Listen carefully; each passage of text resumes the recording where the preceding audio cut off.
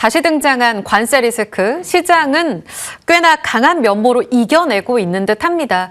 많이 올라왔거든요. 이 자리에서 지금 시장은 어떻게 봐야 할지 월간 한지영 시간으로 함께합니다. 한지영 키움증권 연구위원입니다. 어서 오세요. 네, 안녕하십니까. 12월 30날 오셨고 네. 한 달 만에 다시 찾아주셨습니다. 네. 일단 코스피의 상단을 키움증권에서 또 높였더라고요. 네, 오늘자 기준, 오늘자 이제 자료 발간을 통해서 기존에 5,200이었는데 예. 6,000포인트로 조금 높게 잡았고, 허황된 숫자라는 생각도 들 수 있는데, 이게 밸류에이션이랑 그 다음에 실적, 그리고 수급, 그 요건들을 체크해 보면은 6,000까지도 저는 노려볼 만하다라고 판단을 해서 상단 조정을 했고요. 네. 단기적으로는 이제 5,000이라는 심리적인 저항 구간에 직면할 수는 있겠는데, 결국에 그 저항대를 돌파하는 거는 실적과 밸류에이션이라고 생각을 하고 있어요. 저는 그런 측면에서 지수는 좀 더 높게 잡고 가는 게 맞다. 이렇게 말씀을 드리겠습니다. 골드만삭스가 5,700, 네. 이제 키움증권 우리 연구위원님께서 6,000 본다. 천하제일 지수 상승 대회가 개최되고 있기는 한데 그 전체적으로 이제 상단이 몇 포인트가 됐던 간에 대부분 시장 참여자들 모두 다 일단 코스피만 놓고 봐도 지수는 방향성 상승 추세는 훼손이 되지 않았다. 여기에 다들 의견은 동의하시는 것 같아요. 그 상승 추세를 혹시 훼손시킬 변수가 관세 리스크 아니야? 라고 그쵸. 오늘 오전 걱정하셨던 분들께 일단 지수는 괜찮아 보이는데 표면적으로는 그런데 괜찮은 거 맞은지요? 그렇죠. 저도 자로 내자마자 트럼프가 딱 이러길래 살짝 쫄리기는 했었는데 네, 근데 역시나 시장은 트럼프 관세에 대해서 좀 내성이 생긴 것 같고 이번에 그 25%로 관세를 재인상하는 것도 여기서도 많이 이야기하셨겠지만 한국 국회에서 이제 비준을 동의하지 않아서 그게 네. 이제 관세 인상의 표면적인 배경인데 이거는 2월 달에 국회 다시 개최가 되면은 시간의 문제가 되지 않을까. 어차피 여당이 과반수 이상을 확보하고 있는 것만큼 국회 비준 동의는 시간의 문제라고 생각하고 있고 트럼프 역시도 이거는 그냥 탁구성의 재료로 좀 보시면 될 것 같아요. 지수가 그럼 흔들릴 때마다는 사는 게 맞다고 보세요? 아까 실적 밸류 모멘텀이라고 하셨는데요. 그렇죠. 이 지수대에서 어떻게 신규로 들어가나, 지금이라도 사요 이런 질문들 굉장히 많이 받긴 한데 지금은 저는 들어가도 되는 구간이다. 다만 오늘 이렇게 가지고 있는 자금을 한 번에 들어가기보다는 또 팔 때도 한 번에 팔기보다는 나눠서 들어가고 나눠서 파는 구간 전략들이 저는 지금은 필요하다. 왜냐하면은 5,000선이라는 거 정말 상징적인 레벨이고 이번 정권에서 임기 내 제시했던 목표치인데 그거를 1년도 안 돼서 달성을 했잖아요. 그렇게 되면은 시장 입장에서도 이제 우리는 할 거 다 했으니까 잠깐 쉬자. 아니면은 이제 볼장 다 봤으니까 혹은 코스닥으로 가자. 아니면 다시 미장으로 가자. 이런 식의 판단들이 굉장히 부딪힐 것 같아요. 그 과정에서 변동성들은 있을 건데 그 변동성들을 감내하고 대처하려면은 분할로 들어가는 전략들이 저는 개인 투자자들 입장에서는 최적의 대안이 아닐까 이렇게 보고 있습니다.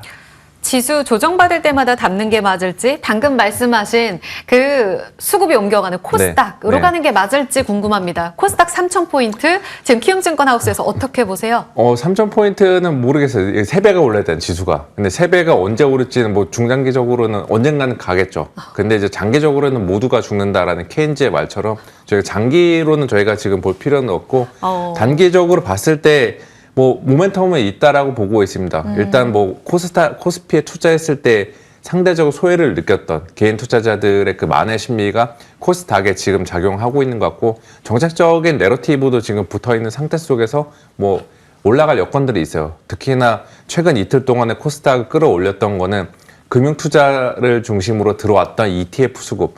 수급 앞에 장사가 없다고 수급이 그렇게 들어오면은 시장 올라가게 되어 있는데 다만 단기적으로 좀 폭등한 감이 있고 또 워낙 지금 오늘 장도 아직 1시간도 되지 않았는데 워낙 변동성들이 크다라는 점 미뤄봤을 때 코스닥은 지금은 새로 진입하시지 못한 투자자들이라면은 지금은 그냥 트레이딩 관점으로 접근하고 이후에 정부에서 정말 그 코스닥 활성화 관련된 후속 대책이 나올지 그리고 구체성이 얼마나 될지 그런 것들을 확인하고 가는 게 맞지 않나 라고 좀 보고 있습니다. 위원회에서 지른 이런 시쳇말로 지른 3,000포인트에 대한 정책을 확인하고 올라간 지금 자리에서는 그 다음 레벨까지 진입하려면 다음 정책 확인해야 된다. 네, 그럼 말씀 들어보면은 어찌 보면은 너무 코스피 대비 소외되어 있던 것도 사실이잖아요. 그 키 맞추기는 지금 1,073포인트면 맞춰진 거긴 해요? 아니면 아직 아직은 룸이 여력은 있나요? 남아있죠. 오. 그냥 코스피랑 코스닥이랑 상대 수익률 격차를 보면은 네. 아직 역사적 평균에는 도달은 안 했는데 문제는 지금 어제 하루만 하더라도 그 코스닥 150이 10% 넘게 그러니까요. 폭락을 했는데 오늘 내가 여기서 내가 그 투자금 전액 쏟아부어서 승부를 보겠다? 이 전략은 조금 위험한 선택이 될 수 있지 않을까. 그래서 코스닥 역시도 그동안 소외가 됐으니까 키 맞추기는 나올 거고 네. 반도체 소부장이나 최근에 센티가 많이 악화됐던 바이오 이러한 주식들에 대한 개별적인 접근들 저는 뭐 괜찮다라고 보고 있는데 뭐 원론적인 이야기지만 지금은 이제 너무 그 한 번에 추격 매수는 하는 것은 지양해야 된다. 이렇게 좀 말씀드리고 싶고 그냥 코스피랑 코스닥의 비중을 놓고 봤을 때 제 개인적으로 봤을 때 1월 뭐 지난주까지만 하더라도 많은 분들이나 글로벌 뭐 그 전체 시장 참여자들 입장에서 봤을 때 코스피의 비중이 9였고 코스닥의 비중이 1이었던 것 같아요. 근데 지금 그거는 뭐 8대2나 7대3 정도로 옮기는 건 괜찮다. 그러니까 이렇게 좀 말씀을 드리겠습니다. 그럼 코스닥 안에서의 비중은 어떻습니까? 어제 코스닥 150 레버리지 ETF 그쵸. 그 교육 사이트가 마비가 됐는데 지금 별일이 다 있네요, 진짜. 네. 그러게요. 그러니까 이 지수로 접근하는 게 맞습니까? 아니면 그 안에서도 굉장히 낙폭이 과대한 섹터로 집중 투자하는 게 맞을지요? 저는 일단 지수로 하는 게 맞다라고 보고 있어요. 왜냐하면 코스닥에 있는 대부분 종목들이 밸류에이션이 뭐 거의 계산이 안 되고 실적도 아직 그 불투명한 기업들이 많잖아요. 그렇게 됐을 때 잘 들어가서 잘 먹고 나오면 당연히 베스트이긴 한데 그 확률상으로 놓고 봤을 때는 그냥 그 포괄적으로 들어가는 게 맞지 않나. 아니면은 굳이 개별 업종 단위 섹터로 단으로 갔을 때는 저는 그 엔터주라던가 아니면은 이제 그 국내 소비 관련주들, 화장품주들 이거는 워낙 약세와 관련돼서 저는 수혜를 볼 수 있는 그런 업종이라고 보고 있어서 또 숫자도 찍히고 있는 업종이고요. 네. 그런 식으로 좀 그 섹터는 섹터 관점에서 바라보는 게 맞지 않나 이렇게 좀 말씀을 드릴게요. 소부장은요? 소부장도 괜찮겠는데 소부장 자체는 요즘에 좀 구리 가격 상승하면서 전체적으로 그 셋업체, 그 코스피나 반도체 대형주들보다는 수익성에 대한 좀 그 우려들이 리스크가 남아 있거든요. 그래서 소부장 같은 경우도 그냥 소부장 ETF 정도로는 접근하는 게 맞는데 개별 종목으로 들어가는 거는 그 변동성 관리가 상당히 많이 필요하니까 이거는 개인 투자자분들이 감내하기 좀 어려운 부분일 수가 있습니다. 그래서 저는 소부장 역시 종목보다는 섹터 ETF 같은 것들로 승부를 보는 게 맞지 않나 이렇게 좀 생각을 하고 있어요. 그럼 코스닥에서는 지수 투자 가장 긍정적으로 보셨는데 그 안에서의 우선순위를 따진다면 바이오, 반도체 소부장, 로봇, 엔터 미용으로 봤을 때는 엔터 미용이 가장 먼저입니까? 순서대로 한번 나열을 해주시면요. 뭐 저는 그럴 것 같아요. 일단 로봇은 너무나도 많이 급등을 네. 했고 지금 내러티브는 좋긴 한데 그 쉬었다 가는 구간들이 있을 것 같아서 그 5개 선호 업종 중에서는 로봇은 좀 5위로 밀어넣고 1, 2위가 저는 최근에 상승장에서 많이 못 올랐던 미용이나 혹은 엔터주 이쪽들이 괜찮지 않나. 그다음에 반도체 소부장 그리고 바이오 같은 경우는 3, 4순위에 넣어놓고서 가는 게 맞다. 근데 이거를 일일이 섹터에 대한 비중을 고민하시는 분들이라면 예. 그냥 코스닥 150으로 가는 게 저는 대안이다. 이렇게 생각하고 있습니다. 네. 주도주 질문 드려볼게요. 기존에 오셨을 때에는 반도체까지 투자가 되면서 산업재와 같이 네네. 수주 모멘텀 있는 조선, 방산 계속 보십시오라고 이야기를 하셨습니다. 그런데 안 오셨던 그 구간 동안 자동차가 거의 날아올랐잖아요. 엄청나게 날아올랐죠. 네. 지수의 주도주단에서 이 반도체와 현대차의 질주가 계속될까요? 아니면 다시 산업재로 옮겨갈 가능성을 지금 봐야 될지요? 그냥 같이 나눠서 갈 것 같고 자동차의 그 폭발적인 에너지가 이제 반도체나 다른 산업재 쪽으로 분산이 될 것 같아요.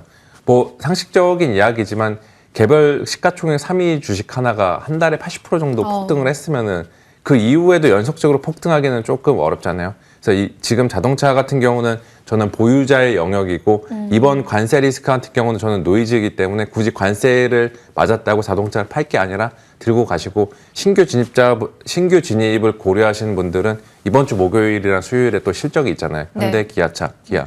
그 실적 보고서 저는 들어가는 게 들어가도 늦지 않다. 이렇게 좀 말씀을 드릴게요. 산업재 쪽은 그대로 유지하시고요. 네, 맞습니다. 왜냐하면 지수가 현재 강세장을 만들어내는 주도주 같은 경우도 지수가 방향을 꺾지 않는 이상 그 주도주들은 지배력 유지한다라는 게 제가 가지고 있는 생각이거든요. 그 관점에서 보시면은 저는 역시 그 반도체, 방산, 조선 이런 것들을 선호하는 편입니다.